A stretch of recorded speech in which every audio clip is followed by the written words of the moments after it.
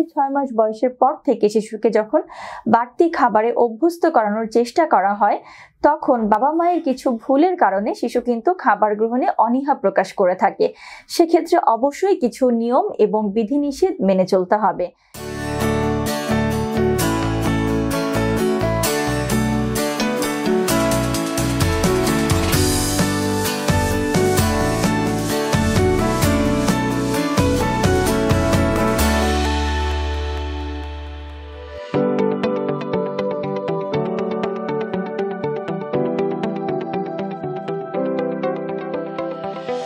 আসসালামু আলাইকুম, পুষ্টিবিদ ইসরাত জাহান ইফাত। আজকে শিশু খেতে না চাইলে বাবা মায়ের করণীয় কি সেই বিষয়ে কিছু টিপস শেয়ার করব। সাধারণত জন্মের পর থেকে প্রথম 2 বছর বয়স পর্যন্ত শিশুর প্রধান খাবারই কিন্তু দুধ। এর পাশাপাশি 6 মাস বয়সের পর থেকে শিশুকে যখন বাড়তি খাবারে অভ্যস্ত করানোর চেষ্টা করা হয়, তখন বাবা মায়ের কিছু ভুলের কারণে শিশু কিন্তু খাবার গ্রহণে অনীহা প্রকাশ করে থাকে। সেক্ষেত্রে অবশ্যই কিছু নিয়ম এবং বিধিনিষেধ মেনে চলতে হবে। উল্লেখযোগ্যর মধ্যে কয়েকটি বিষয় বলছি, যেমন খাবার গ্রহণের একটি নির্দিষ্ট সময় মেনটেন করে কিন্তু শিশুকে খাওয়াতে হবে। অর্থাৎ আপনি যদি শিশুকে সকাল 8টায় নাস্তা করান, দুপুর 1টার সময় দুপুরে খাবার খাওয়ান, এই সময়গুলো মেনটেন করে নির্দিষ্ট সময়ে শিশুকে খাবার দিতে হবে। তাহলে শিশুর মধ্যে একটি রুটিন মাফিক সময়ে খাবার গ্রহণের অভ্যাস তৈরি হবে। এর পাশাপাশি মায়েরা যে ভুলটি করে থাকে যে শিশুকে একটু পরপর খাবার দেওয়ার চেষ্টা করে থাকেন, সেক্ষেত্রে শিশুর কিন্তু খাবারের প্রতি একঘেয়েমি চলে আসে এবং খাবার গ্রহণে শিশু অনীহা প্রকাশ করে। সেক্ষেত্রে অবশ্যই খাদ্য গ্রহণে 2 থেকে 6 মাস থেকে 2 বছর বয়সী বাচ্চার খাবারের মধ্যে আমরা সাধারণত বলে থাকি 3টি মূল খাবার, ব্রেকফাস্ট, লাঞ্চ, ডিনার, এবং 2 থেকে 3টি snack, mid morning snack, evening snack বা বেড টাইম স্ন্যাক। এই 2 থেকে 3টি স্ন্যাক বাচ্চাকে দিতে হবে। ওভারঅল 5 থেকে 6 বারে বাচ্চাকে খাবার দিতে হবে এবং প্রতিটি খাবারের মাঝে অন্তত 2 থেকে 3 ঘন্টার একটি গ্যাপ দিতে হবে। সাধারণত 8 মাস থেকে 2 বছর বয়সী বাচ্চাকে 2 থেকে 3 ঘন্টার ব্যবধানে যদি 50 ml থেকে 100 ml বা 50 গ্রাম থেকে 100 গ্রাম খাবার, সহজ পাচ্য নরম খাবার দেয়া হয়, সেটি কিন্তু শিশু সহজেই খেয়ে নেয় এবং সহজে হজম হয় এবং শিশু খাদ্য গ্রহণে অনীহা প্রকাশ করে না। তবে এক্ষেত্রে আরেকটি বিষয় খেয়াল রাখবেন যে শিশুর যেন পেট লং টাইম ভর্তি না থাকে। যেমন আপনি যদি প্রিভিয়াস খাবারটি অর্থাৎ যে স্ন্যাক্সটি দিয়েছেন সেটি যদি খুব ভারী স্ন্যাক্স হয়ে যায়, যেমন আপনি নুডলস খাইয়ে দিয়েছেন, অথবা আপনি স্যান্ডউইচ খাইয়ে দিয়েছেন, অথবা আপনি পায়েস খাইয়ে দিয়েছেন স্ন্যাক্সের সময়টিতে, তাহলে পরবর্তী যে মূল খাবারের সময় হতে পারে সেটা রাতের খাবার বা দুপুরের খাবার, ওই সময়ে কিন্তু মূল খাবারের পরিমাণটা অবশ্যই কম হতে হবে। সেক্ষেত্রে WHO এর গাইডলাইন অনুযায়ী 6 মাস বয়স থেকে 9 মাস বয়সী একটি শিশু দিনে 2 বেলা সলিড খাবার গ্রহণ করবে। 9 মাস থেকে 12 মাস বয়সী একটি শিশু দিনে 3 বেলা সলিড খাবার, মূল খাবার গ্রহণ করবে। মাঝে মাঝে কিছু স্ন্যাক্স থাকতে পারে এবং 2 বছর বয়স থেকে 5 বছর বয়স পর্যন্ত কিন্তু শিশু 3 বেলা মূল খাবার এবং 2 থেকে 3 বার সলিড খাবার স্ন্যাক্স হিসেবেও শিশু গ্রহণ করবে। তবে এই যে মধ্যবর্তী গ্যাপগুলো এবং খাবারের পরিমাণ, এটা কিন্তু অবশ্যই সতর্কতার সাথে মেনটেন করতে হবে। এর পাশাপাশি চলে আসি, শিশুরা কিন্তু একঘেয়েমি পছন্দ করে না। বৈচিত্র্যময় এবং দেখতে সুন্দর লুকেটিভ খাবার, প্যালেটেবল ডেকোরেটিভ খাবার কিন্তু শিশুদের সামনে দিতে হবে এবং শিশুকে যেটি করতে হবে যে পরিবারের সকলের সাথে একসাথে বসিয়ে খাবার গ্রহণের অভ্যাসটা তৈরি করার চেষ্টা করতে হবে। এর পাশাপাশি শিশু যখন খেতে চায় না, তখন মায়েরা যেটি করে থাকেন যে প্রতি 1 ঘন্টার গ্যাপে গ্যাপে খাবারটি নিয়ে আসেন। সেক্ষেত্রেও কিন্তু বা একই খাবার নিয়ে আসেন 1 ঘন্টার গ্যাপে, বা একবার এক বেলার খাবার অল্প পরিমাণে খেয়েছে, যেটি আমি বললাম যে 2 থেকে 3 ঘন্টার গ্যাপে শিশু যখন খাবে সেটা 50 থেকে 100 ml এর খাবার হতে পারে। তো সাধারণত শিশুরা কিন্তু সবসময়ই পুরোটা খাবার শেষ করবে তা না। অনেক সময় দেখা যায় যে সুপের বাটির অর্ধেক বাটি খাবার খেয়েছে, বাকি অর্ধেকটা সে লেফট ওভার হিসেবে রেখে দিয়েছে। মায়েরা যেটি করেন যে 1 ঘন্টা পর সেই খাবারটিকেই যখন আবার শিশুর সামনে নিয়ে যায়, শিশু কিন্তু সেই খাবারটিকে সাধারণত রিফিউজ করে। এক্ষেত্রে অবশ্যই সেই একই কথা যে 2 থেকে 3 ঘন্টার গ্যাপে আনতে হবে এবং ভিন্ন খাবার আনতে হবে। একই খাবার বারবার শিশুর সামনে অবশ্যই আনা যাবে না। এবং বৈচিত্র্যময়তার ক্ষেত্রেও লক্ষ্য রাখতে হবে যেন শিশুর পুষ্টি চাহিদা পূরণ হয় এমন খাবারই কিন্তু তাকে বিভিন্ন উপায়ে কৌশল অবলম্বন করে খাওয়াতে হবে।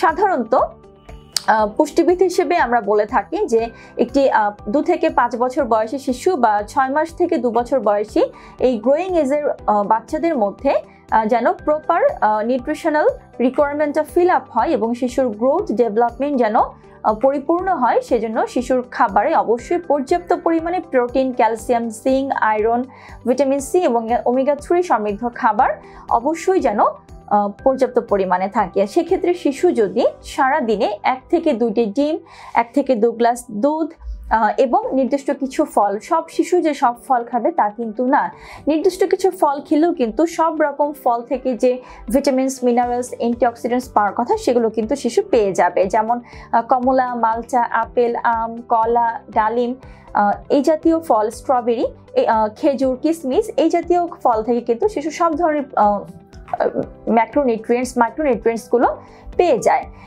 পাশাপাশি শিশুর সারাদিনের খাবারে যেন ম্যাক্রোনিউট্রিয়েন্টস গুলো যেমন হচ্ছে কার্বোহাইড্রেট, প্রোটিন, ফ্যাট এগুলোর চাহিদা পূরণ হওয়ার জন্য ডিম, দুধ, 1 থেকে 2 টুকরো মাছ বা মুরগির মাংস, কিছুটা পরিমাণ ডাল এবং ভাত, রুটি, নুডলস, পাস্তা, মধু ইত্যাদি, আলু, এগুলো সবই কিন্তু কার্বোহাইড্রেট, কিন্তু অল্টার করে করে শিশুকে একবারে এক একটা রেসিপির মাধ্যমে শিশুকে দিতে হবে। তাহলে অবশ্যই শিশু খাবারটিকে রিফিউজ করবে না, অর্থাৎ বৈচিত্র্যময়তা মেনটেন করতে হবে। এবার আসি যে কিছু কৌশল আমরা অবলম্বন করতে পারি যেন শিশুর খাবারটিকে দেখে আকর্ষণ বোধ করে বা একঘেয়েমি না আসে খাবার সম্পর্কে। যেমন বোতল ফিডিং করা বাচ্চারা সাধারণত 2 বছর বয়সের পর আর গ্লাসে দুধটা খেতে চায় না। সেক্ষেত্রে যদি বাচ্চাকে মিল্ক শেক আকারে দুধ দিয়ে, কলা দিয়ে, ব্যানানা শেক, দুধ দিয়ে, আম দিয়ে, ম্যাঙ্গো মিল্কশেক দেওয়া যেতে পারে এবং দুধের সাথে খেজুর ব্লেন্ড করে একটা স্মুদি আকারে দেওয়া যেতে পারে। এর পাশাপাশি বিভিন্ন ধরনের মিল্কশেক কিন্তু শিশুকে খাওয়ানো যেতে পারে। এবং শিশুরা যখন ডিম খেতে অরুচি বোধ করছে সেক্ষেত্রে তখন একদিন শিশুকে ডিমটা বয়েল করে, আরেকদিন পোচ করে, আরেকদিন ডিম দিয়ে কেক তৈরি করে দেওয়া যেতে পারে। আর অথবা শিশুকে যদি ডিম দিয়ে পুডিং তৈরি করে দেওয়া হয় তাহলেও কিন্তু শিশুর মধ্যে ডিম, দুধের সমপরিমাণ পুষ্টি কিন্তু চলে গেল এবং তার পুষ্টি চাহিদাও পূরণ হবে এবং শিশু খাবারটিকে রুচিকরভাবে গ্রহণ করবে। এর পাশাপাশি আরও যে বিষয়গুলো থাকে যে শিশুরা একেবারে সবজি খেতে চায় না, সেক্ষেত্রে বিভিন্ন রঙিন শাক সবজি, বিশেষ করে আমাদের প্রচলিত কিছু রঙিন সবজি রয়েছে যেমন ক্যাপসিকাম, গাজর, মিষ্টি কুমড়া, টমেটো, এই জাতীয় পালং শাক, এই জাতীয় কালারফুল ভেজিটেবলসগুলোকে যদি আমরা নুডলসের সাথে, পাস্তার সাথে, অথবা ভেজিটেবল পাকোড়া করে, অথবা ভেজিটেবল দিয়ে, চিকেন দিয়ে একটা স্যুপ করে এভাবে দিতে পারি, অথবা ভেজিটেবল দিয়ে, ডিম দিয়ে একটু কেকের মতো তৈরি করে দিতে পারি, ঝাল পিঠার মতো করে, তাহলেও কিন্তু শিশু সেটিকে বৈচিত্র্যময় খাবার হিসেবে গ্রহণ করবে এবং 1 থেকে 2 দিন হলেও অবশ্যই খাবে।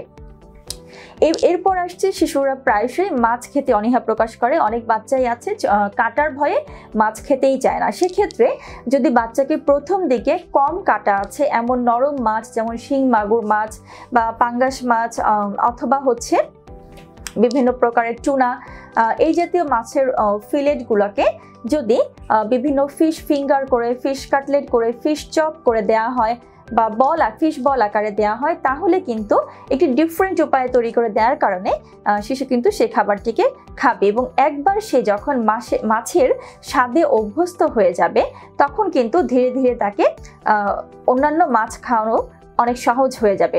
প্রথমত প্যারেন্টসদের বলবো ধৈর্যের সাথে শিশুর 6 মাস বয়স থেকে 5 বছর বয়স পর্যন্ত অবশ্যই প্রতিটি খাবারের স্বাদ শিশুকে চেনাতে হবে এবং শিশুর টেস্ট বাডের দিকে প্যারেন্টসকে অবশ্যই লক্ষ্য রাখতে হবে এবং শিশুর টেস্ট বাডটা কিন্তু অনেকটা ডিপেন্ড করে মা প্রেগনেন্সিতে যেই ধরনের খাবার বেশি পরিমাণে খেয়েছিল তার উপরে এবং শিশু 6 মাস বয়সের পর থেকে কিভাবে খাবারটিকে খাচ্ছে, কোন রেসিপিতে খাচ্ছে তার উপরেও কিন্তু টেস্ট বাডটা ডিপেন্ড করে। তাই অবশ্যই মাকে লক্ষ্য রাখতে হবে শিশু ঝাল খাবার না নোনতা খাবার না মিষ্টি খাবার পছন্দ করছে, সেই অনুযায়ী তাকে বিভিন্ন রেসিপিতে পুষ্টিকর খাবারগুলোকে বিভিন্ন উৎসের মাধ্যমে প্রোভাইড করতে হবে।